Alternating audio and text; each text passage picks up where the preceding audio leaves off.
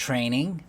In this week's training, you guys had voted on quieting worry and obsessive thinking. So we're going to practice that here. I'm going to give it a few minutes for it to go live because it takes a bit for Facebook to get out there and send out the notices and give you guys a chance to show up, have some of you here live. So I'll be talking about how we quiet worry and obsessive thinking using a couple of tools, one that I learned from Mark Waldman and one that I learned in my apprenticeship. So I'll be getting into that. This will be handy dandy for you to use as you deal with your worry, right? You have obsessive thinking, you have that panic mind that tends to show up, all that. So I'm excited to be able to do that with you guys here. I'll give it another minute. We're about just a minute live right now, so usually that's when you guys start to see it. I appreciate you guys in the community and how you guys are helping each other out, answering questions, supporting each other. I appreciate the respect and the kindness and the care that you guys put into the community and to each other. That really, really matters. This is the kind of thing we've always deserved. It's the kind of thing that always matters. So it's a real act of love and kindness. I'm going to give this another 30 seconds here, and then we'll start this process. While we're sitting here, I'm just going to chit-chat a bit. I'm excited about all of you that have enrolled in the happiness strategy. We start on Monday. After that, I'm going to be announcing the Ignite Your Value guide, and this is going to be a very affordable guide to help you ignite your value. So I'll be looking out for that. And always, guys, remember you have access to Rapid Heal. It's $97. That's going to take you through the heal process, a 12-week journey that helps you heal the emotional abuse you've been through. And it's going to take you through addiction to connection, help you heal the trauma bonding and internalized loneliness that's going on, and as well as reinforce your well-being and growth using the Rapid Heal guides. All right, so we're at 2 minutes and 21 seconds. Let's do it.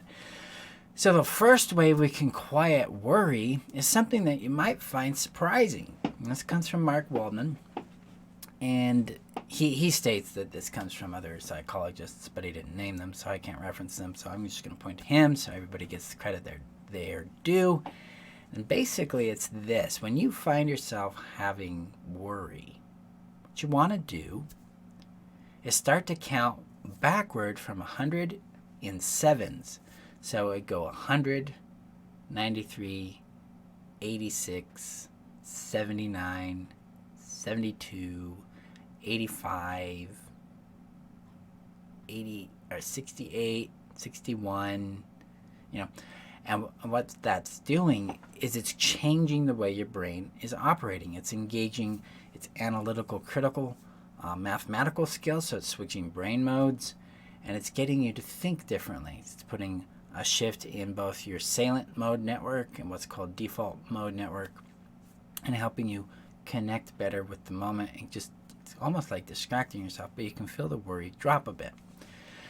The other trick with worry is to write out your concern and create what's called an oh crap board, which is also another tool from Mark Waldman. Outline the concern. What are you worried about? What's the consequence? Outline a plan of how you're going to deal with it and put it somewhere where you can observe it. He, in fact, recommends doing an oh crap board. Just like people do vision boards, you can do an oh crap board and okay, I can nail my concerns down here, and then I can rehearse it and work it through in case that happens. This helps your brain have a plan, helps you feel more confident, more secure, gives you a sense of power and a little control in the environment, because you can control how you respond to the worry. And the third thing I would add to worry, and this comes from me, is to accept it. It's okay to worry, except that it's okay to have the outcome that shows up. And if you feel like that's going to hurt your value, your sense of worth, retrieve your value from it. But the more you become willing to receive whatever consequence shows up, the more relaxed you'll be, the more creative you'll be, the more inspired you'll be, the better results you can get. So definitely practice those three things on worry. Now, how do we deal with obsessive thinking? Okay, so obsessive thinking is when we are obsessing about the same thing over and over and over. Maybe it's the narcissist. Maybe it's something we said. Maybe it's something we're worried about. Maybe it's something we want. Maybe it's something we don't have control over. Obsess, obsess, obsess. The trick here is we're absorbed in our thoughts, and we're treating our thoughts as though they're facts, truth, or reality. So to break out of obsessive thinking, there's two tools that I use frequently for this. First tool number one is thought observation. What this is, it's basically this. You can practice it with me right now. If you got thoughts in your mind, I would like you to pay attention to those thoughts while I say these things and notice how it starts to change how you feel about them and how you relate to them. Okay? So you got thoughts in your mind. My friend, these are just thoughts. They're not reality. They're not truth. They're not facts. They're just thoughts. They're just a thought. It's not truth. It's not reality. It's not a fact. It's just a thought. And it's just a thought. It's not truth. It's not reality. It's not a fact. It's just a thought. You might notice you get quieter. You get more focused. The obsessive thinking isn't absorbing you anymore. You're not absorbing it. Because it's really just thoughts. Not facts, not truth, not reality, just a thought. Yes, Sherry, we need to learn how to do these things, and the way we do it is by doing it.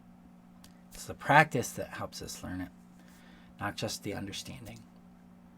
So, if you're having obsessive thoughts, you got a thought that keeps coming up, rumination, observe that thought with these three statements is, oh, I'm having a thought. That thought is not a fact. That is not reality. That is not the truth. That is just a thought. And then check in with how you feel. Right now, I feel a lot lighter, a lot more energized, a lot more at peace. It's amazing how we feel so normal under that pressure. But when we start letting it go, we start recognizing what we've been carrying all that time. So it's the first trick with obsessive thinking. The second trick is called spot or wall staring. What it is you basically find a spot on the wall and you focus your attention on it, and anytime you get drawn away into thought, you return your attention back to that spot. Very, very powerful meditation technique. I do that for about 5 minutes to 7 minutes when my brain's really going, and I'll walk out of it calmer and more focused and more open. So when I combine these two things, I get very anchored and very present, and pretty much the brain is able to switch modes, calm itself down, and we're focused. Which is another tool you could do. If you're obsessively thinking, you're typically going to have anxiety, so you can just lightly stroke your palm and the underside of your forearm like this, while just paying attention to the sensation that creates. Because what this does is it neurologically disrupts your brain's association with the pain it's in with pleasure, and it starts to calm itself down. Okay? So these are ways to quiet worry and to get some control over your obsessive thinking and break free of it.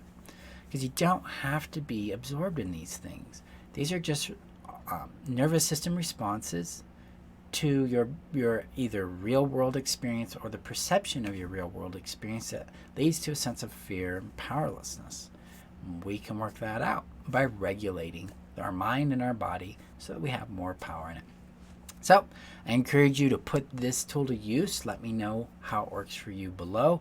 If you want more of these, you can get access to Calm at calm.freetheself.com. It is free. I'm a big fan of that, and it's going to be expanding greatly over the next year. So definitely get access to that and alleviate your anxiety. Okay? Thank you, guys. I appreciate you. I will see you next week as we continue our trainings on breaking free of codependency and how we thrive based on our value, voice, and vision, connect with our happiness and our true worth. So, have a great day, guys. Be safe out there, and remember that you're worth knowing, loving, and keeping. And I'll see you both in the community and online next week. Bye-bye.